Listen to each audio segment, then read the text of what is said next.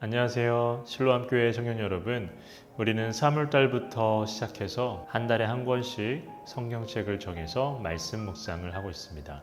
3월달 하박국과 4월 요나서에 이어서 이번 5월은 바로 요엘서입니다. 요엘서는 짧은 예언서입니다. 근데 요엘서를 읽으면 정말 시작부터 재앙이 등장하죠. 그 재앙은 바로 메뚜기 재앙이에요. 메뚜기 때가 지나간다라는 것을 요즘 들으면 신기한 광경이구나 라고 할 수 있지만요, 당시 농경사회에서 메뚜기 때가 지나간다는 건 이루 말할 수 없는 심각한 재앙입니다. 말씀드린 대로 농경사회이기 때문에 메뚜기 때가 지나가면 사람들의 식량이 부족해져요. 흔히 말해서 먹을 것이 없어지고 생계가 단절되는 겁니다. 그런데 이들은 궁금한 거예요. 우리는 하나님의 선택이 된 백성인데 왜 계속해서 우리에게 이런 재앙이 일어나는 것인가? 라는 물음을 던졌습니다. 사실 그들이 기다리고 있는 날이 있어요. 그 날이 어떤 날이냐면 성경에서는 여호와의 날이라고 이야기를 합니다.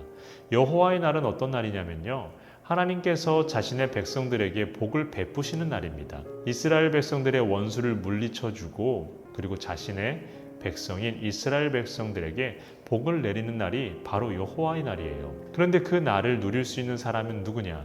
바로 하나님의 선택을 입은 이스라엘 사람들, 유대인들이라는 겁니다. 그런데 성경을 읽어보면 하나님의 복은 혈통을 따라 내려가는 게 아니라 어디서 비롯되는 것이냐면 바로 신실함이에요. 신실함이 무엇입니까?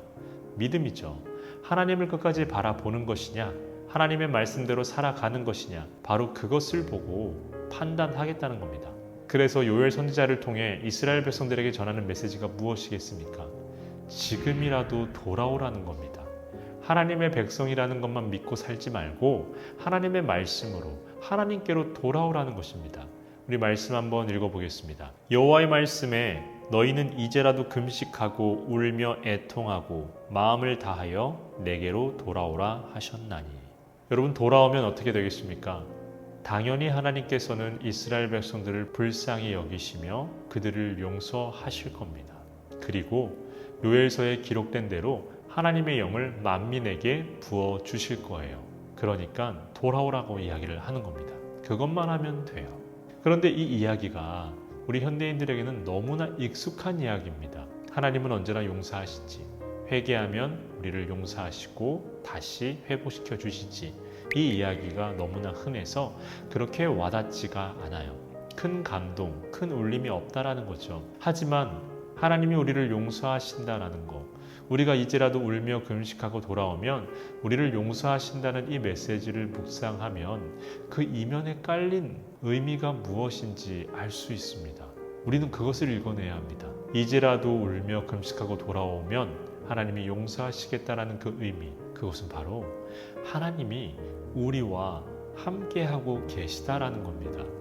어떤 상황 속에서도 하나님은 우리를 떠난 적이 없으셨고 어떤 상황 속에서도 우리와 함께 하신다라는 겁니다.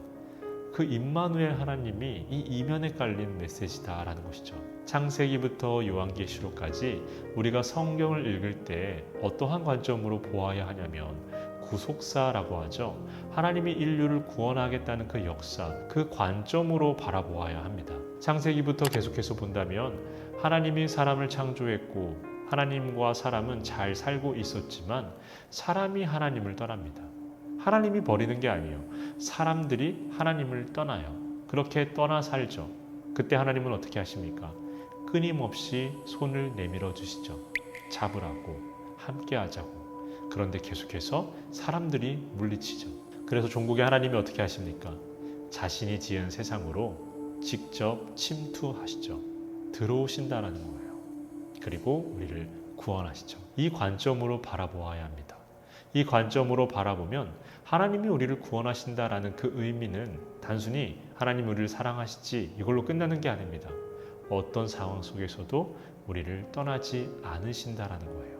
다시 말하면요, 하나님은 태초부터 우리의 하나님 되는 것을 단 하루도 포기한 적이 없으셨다라는 겁니다. 우리는 이것을 기억해야 합니다. 하루를 살더라도 수십 번 마음이 바뀌고 지칠 때가 많이 있습니다.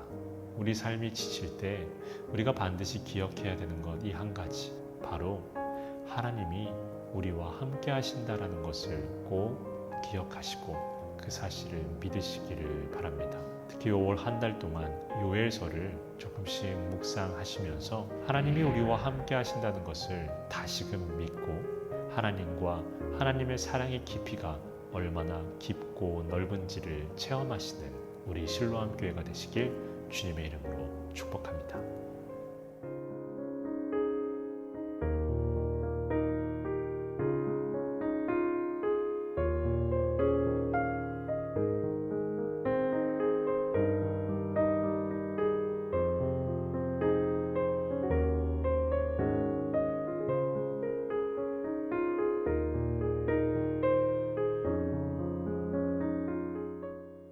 우리와 함께 하시는 하나님, 어떤 상황에도 하나님께서 우리와 함께 하신다는 사실을 믿고 하나님과 함께 걸어가는 하나님의 사람들이 되게 하여 주시옵소서. 예수 그리스도의 이름으로 기도합니다. 아멘.